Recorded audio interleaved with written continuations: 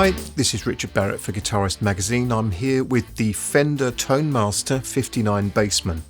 You'll have just heard a little bit of it in a track, and I'm going to walk you through some of the features and the modern conveniences which are on this version. Tone Master is Fender's term for their modern digital versions of their heritage amps. So the difference between this and the old school Bassman is largely in the chassis. We still have the pine cabinet. We've got the 4 Jensen Alnico speakers, as you would have in an original Bassman. And if we look at the top panel here, we've got a similar lineup of controls. It's non-master volume, so we have the normal volume and the bright volume, and you can combine those with a jump lead, as I have done here. The reverb is something that you won't find on a traditional Bassman, and you won't find that foot switchable, obviously, for that reason. There's also an effects loop which is switchable. Also on the back panel, you will find a power rating, so it's a headroom control that goes all the way from half a watt up to 45 watts. Now, say 45 watts, in actual fact, this has a Class D power amp, which is rated at 200 watts. But you've got to remember that a valve amp at a given wattage is going to sound louder than a transistor or a digital. So the 200 watts brings it up to the kind of volume you would expect from an old school valve Bassman, and I can say it certainly is extremely loud. There's a USB input for any future firmware updates that Fender might come up with.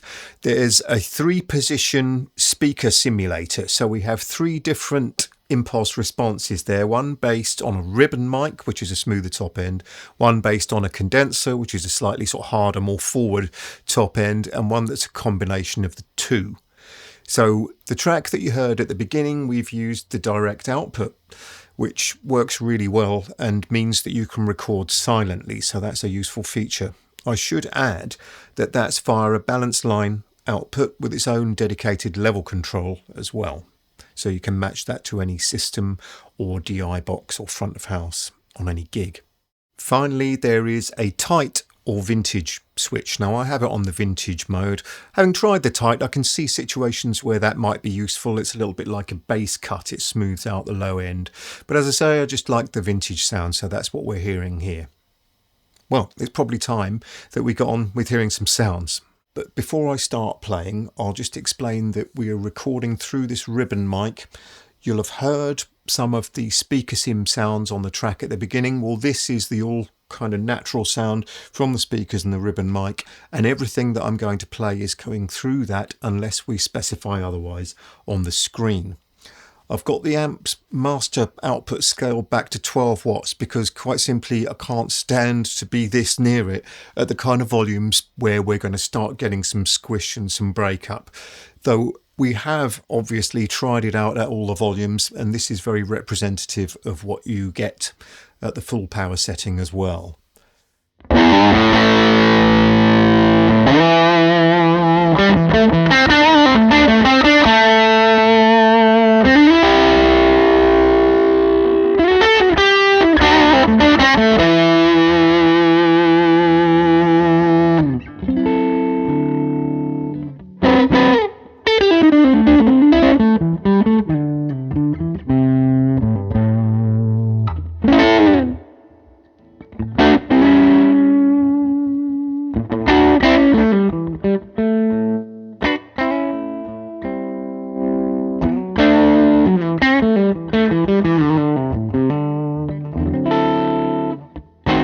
What you heard then was both of the normal and bright outputs on about halfway.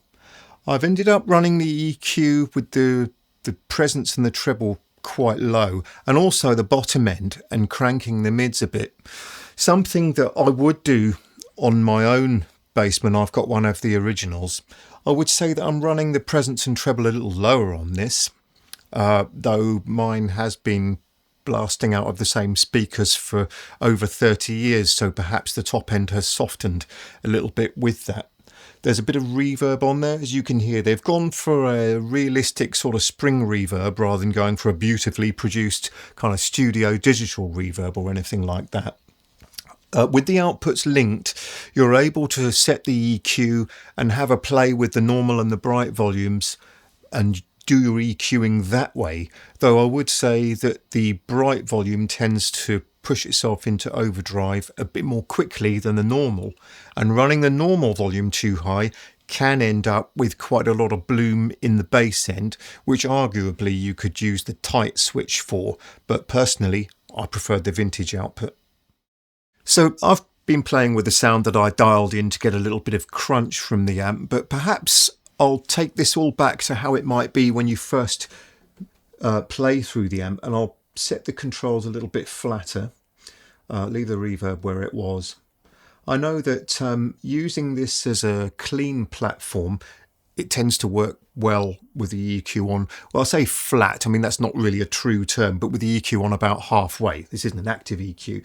So why don't I try just the normal volume up to about 3, and let's see what we get.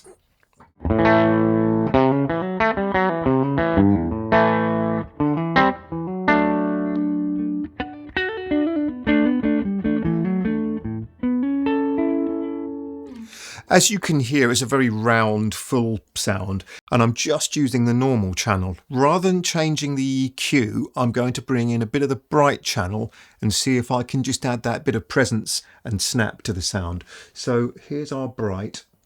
Let's match the level and see what we get. A little bit of crunch coming in there as well.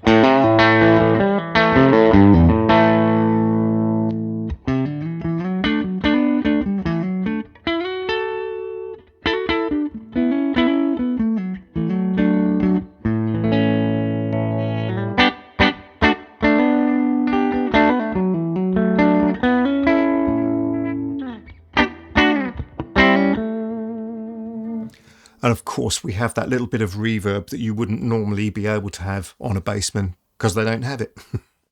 So I might try just backing off the bright volume a little bit on that, just because I think that we can get a bright sound without the breakup, which is not necessarily something you always want, but let's see if we can do it.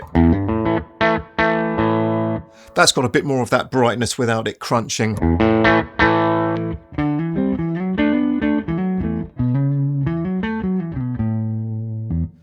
Let's bring it back on and let's start pushing this a little bit. I'm pushing the bright volume this time.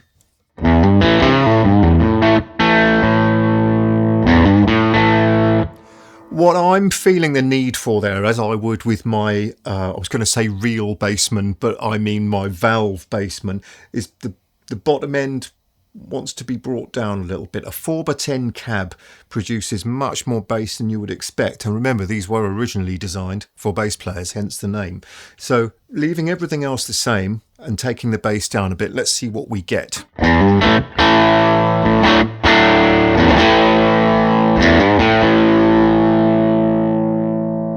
I'm going to take a bit of presence off that as well, just because I think that in the room here I'm hearing a lot of snap and twang. I'm going to do the same with the treble.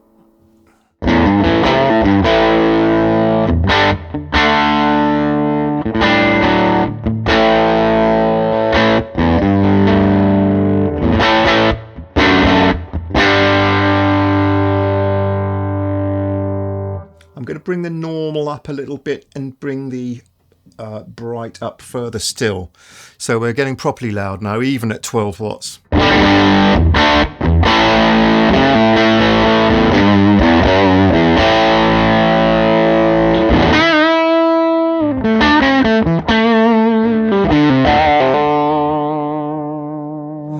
I feel that it wants a little bit more push in the mids.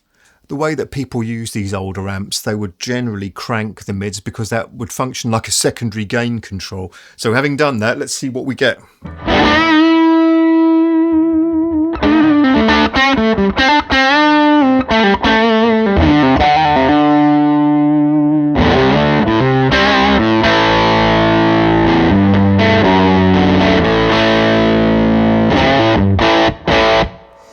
Now, I wouldn't mind hearing a little bit more definition in the bass end, so what I'm going to do is bring the normal down a bit and bring the bright up. I'm going to be really cautious with the presence there, take it almost off and see what we get there.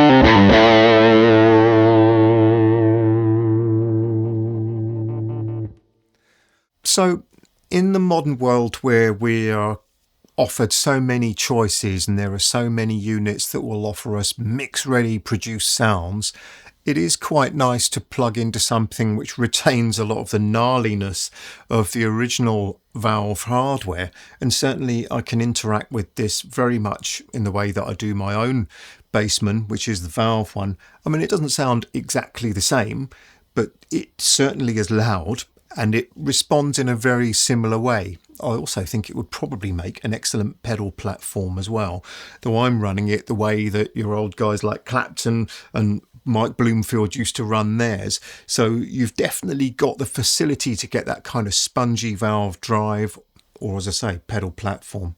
And it's loud enough to play in a room with some drums. It's also light enough to carry up the stairs without losing all your energy for the gig. So let's have a listen to the full track I made with it, and I hope you enjoyed that. See you next time.